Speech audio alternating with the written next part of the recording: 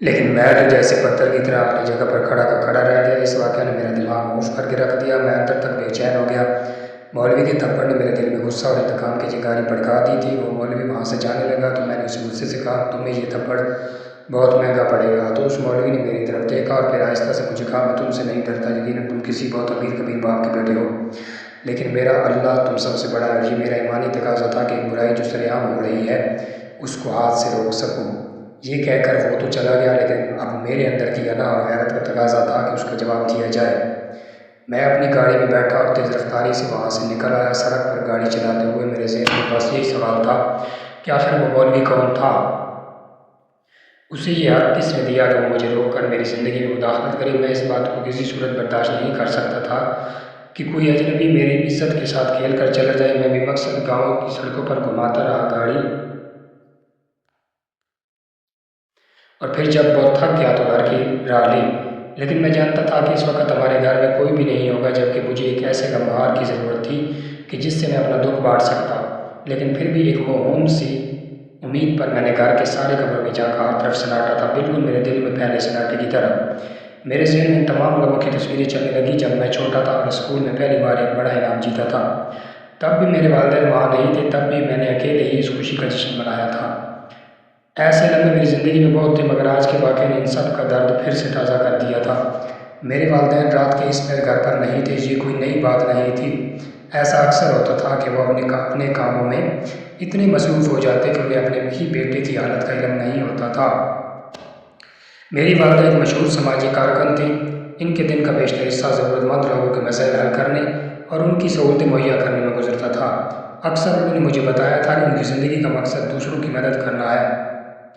یہ بات سن کر مجھے کبھی فخر بھی ہوتا تھا، لیکن اکثر میرے دل میں ایک چھوٹا سا درد بھی پیدا ہوتا کہ ان کے پاس میرے لیے وقت ہی نہیں۔ میرے والد بھی کچھ کم نہیں تھے، وہ ایک NGO چلاتے تھے اور ان کا ماننا تھا کہ اس دنیا میں تبدیلی لانے کے لیے ضروری ہے کہ ہم اپنی ذات سے باہر نکلیں اور معاشرتی فلاح کے لیے کچھ کریں۔ ان کی باتیں اکثر مجھے متاثر کرتی تھیں، مگر وہ باتیں اکثر صرف باتیں ہی رہ جاتی۔ جب مجھے ان کی موجودگی اور محبت کی ضرورت ہوتی تو وہ کہیں نہ کہیں ملتے۔ تو ان دونوں کی اپنی اپنی دنیا تھی اور دونوں ہی اپنی اس دنیا میں خوش تھے۔ انہیں اس بات سے کوئی فرق نہیں پڑتا تھا کہ گھر میں ان کی ایک اولاد جذباتی طور پر ٹوٹ پھوٹ کا شکار ہوتی ہے تو اسے بھی کیئر کی ضرورت ہوتی ہے۔ میں اس وقت شدید جذباتی بحران سے گزر رہا تھا۔ میں دانیہ سے بے پناہ محبت کرتا تھا، لیکن کچھ عرصے سے یہ بات نوٹ کر رہا تھا کہ دانیہ مجھ سے پیچھا چھڑا رہی ہے۔ وہ میری بات محبت کا جواب اب محبت سے نہیں دیتی جیسے پہلے دیا کرتی تھی، اور مجھے یہی سمجھ نہیں آ رہی تھی کہ وہ ایسا کیوں کر رہی ہے۔ اگر ابھی اس وقت میرے والدین مجھے میسر ہوتے تو میں ان سے اصلاح کر لیتا کہ مجھے اس موڑ پر کیا کرنا چاہیے۔ ایک ایسی لڑکی جسے میں دل و جان سے چاہتا ہوں، جس کے بغیر رہنے کا میں تصور بھی نہیں کر سکتا، اب وہ میرے علاوہ سب سے باتیں کر رہی تھی، اور یہی بات میرے لیے ناقابل برداشت تھی۔ اور آج تو دو باتیں میرے لیے غیر متوقع ہو گئی۔ ایک تو دانیہ کا رویہ جو میری سمجھ سے بالا تر تھا، اور دوسرا وہ مولوی جس نے میرے منہ پر تھپڑ دے مارا، یہ جانے بغیر کہ میں کون ہوں یا میرا دانیہ کے ساتھ کتنا قریبی رشتہ ہے۔ اس مولوی کا تھپڑ یاد آتے ہی میرا ہاتھ غیر ارادی طور پر اپنے گال پر چلا گیا، لیکن اچانک مجھے ایک انتہائی تلخ خیال آیا کہ مولوی تو انجان آدمی تھا۔ وہ میرے اور دانیہ کی نزدیکیوں کے بارے میں نہیں جانتا تھا۔ اسے نہیں پتا تھا کہ ہم کتنے اچھے دوست ہیں، اور میں نے مذاق ہی مذاق میں اس کا ہاتھ پکڑ رکھا ہے۔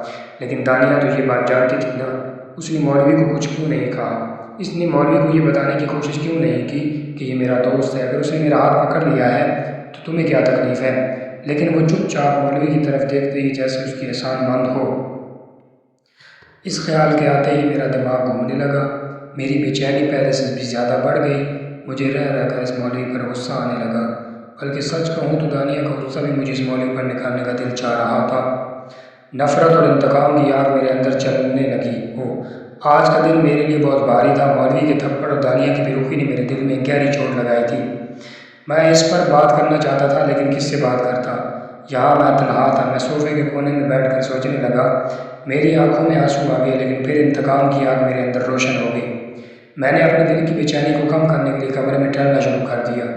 رات کا نہ جانے کون سا پہر تھا۔ جب میرے والدین گھر واپس آئے تو میں فوراً اپنے کمرے سے باہر نکلا اور تیزی سے ان کی طرف بڑھا۔ وہ مجھے دیکھ کر حیران ہو کر بولے کہ میں اب تک کیوں جاگ رہا ہوں، سویا کیوں نہیں؟ تو میں نے ہمت جمع کر کے اپنی ماں سے کہا، امی مجھے آپ سے کچھ بات کرنی ہے۔ امی نے میری بات سن کر مجھے تھکی تھکی نظروں سے دیکھا۔ بیٹا ابھی نہیں، میں بہت تھکی ہوئی ہوں، کل بات کریں گے۔ اور یہ کہہ کر وہ اپنے کمرے میں چلی گئی۔ میرے والد بھی میری طرف دیکھ کر تھکے ہوئے لہجے میں بولے، بیٹا کوئی ضروری بات ہے تو کل کر لینا، آج ہم بہت تھک چکے ہیں۔ اور وہ بھی اپنے کمرے میں چلے گئے۔ میرے دل میں غم و غصے کی لہر دوڑنے لگی۔ میں نے سوچا کہ شاید میرے والدین کو اس بات سے کوئی فرق نہیں پڑتا کہ میں کتنا پریشان ہوں۔ شاید میں ان کی زندگی میں ایک ایسی اضافی چیز ہو جس کی ضرورت انہیں کبھی محسوس ہی نہیں ہوتی تھی۔ لہٰذا میں نے خود کو تسلی دیتے ہوئے کہا کہ اب مجھے بڑے ہو جانا چاہیے۔ میں کب تک انہیں کے اوپر انحصار کروں گا؟ مجھے اپنے معاملات میں کسی صلاح مشورے کی ضرورت نہیں ہے، بلکہ جو چیزیں مجھے تکلیف دیتی ہیں ان سے چھٹکارا حاصل کر لینا چاہیے۔ لہٰذا میں نے مولوی سے بدلہ لینے کا پکا ارادہ کر لیا اور دل ہی دل میں پلانے کرنے لگا کہ سب سے پہلے اس مولوی کے بارے میں جاننا چاہیے کہ یہ کون ہے، کہاں رہتا ہے۔ میں نے اپنے چند قابل اعتماد دوستوں کو کال کی اور اس واقعے کے بارے میں بتایا۔ سب نے میری باتیں سنی اور کچھ نے تو یہی مشورہ دیا کہ معاملے کو یہیں چھوڑ دو، لیکن میرا غصہ تھمنے کا نام نہیں لے رہا تھا۔ مجھے ہر صورت بدلہ لینا تھا۔ میں راتوں کو سو نہیں پاتا تھا۔ مولوی کا تھپڑ میرے چہرے پر نقش ہو گیا تھا۔ یہ تھپڑ صرف میرے چہرے پر نہیں بلکہ میری عزت و وقار پر بھی پڑا تھا۔ اس لیے ایک دن میں نے بے خیالی میں سلیم کو کال کر دی۔ وہ 2-3 بار جیل جا چکا تھا اور مجھے مانا ریکارڈ بھی رکھتا تھا۔ اس سے ملاقات ایک ایسی ہی نائٹ پارٹی میں میری ہوئی تھی۔ بندہ مجھے کافی جیدار لگا تو میں نے اس سے سلام دعا رکھ لی۔ آج ہی وہی سلام دعا مجھے کام آ گئی۔ میرے جگری دوست جو مجھے انتقامی کارروائی سے دور رکھنے کی تلقین کر رہے تھے،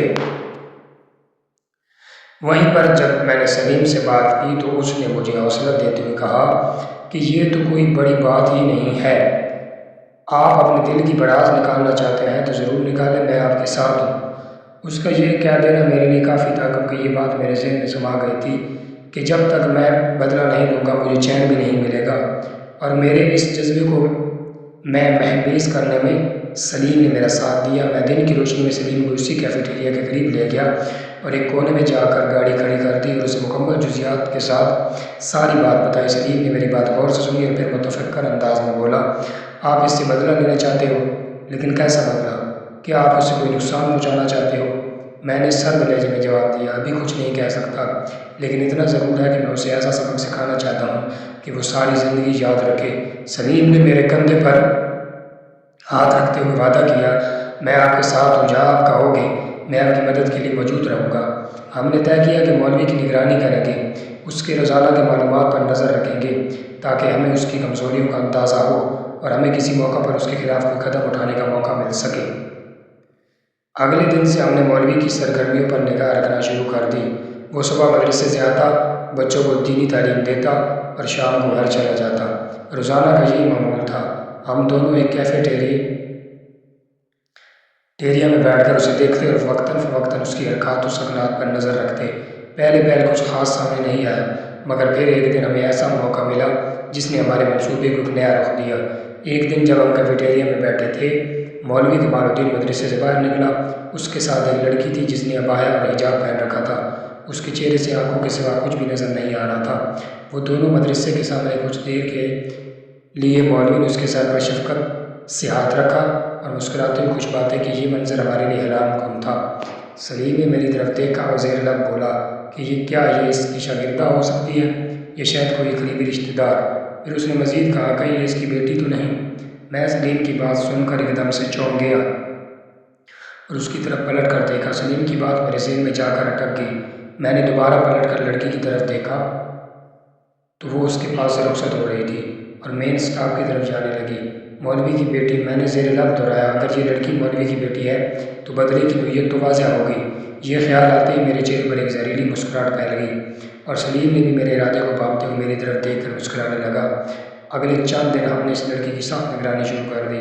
ہر صبح وہ مولوی کے ساتھ مدرسے سے نکلتی اور کچھ فاصلے پر بس سٹاپ تک جاتی، پھر اکیلے بس میں سوار ہو کر چلی جاتی۔ ہم نے وقت نوٹ کر لیا کہ کب وہ یہاں سے گزرتی ہے اور کب ہمیں اس سے اپنے قابو میں لینا ہے۔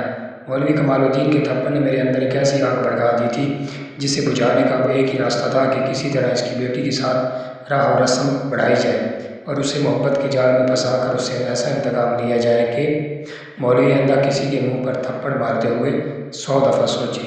ایک ہفتے کی باقاعدہ نگرانی سے میں یہ بات تو جان گیا تھا کہ مولوی اس مدرسے کے اندر ہی رہائش رکھتا ہے اور اس کی فیملی بھی یہیں رہتی ہے۔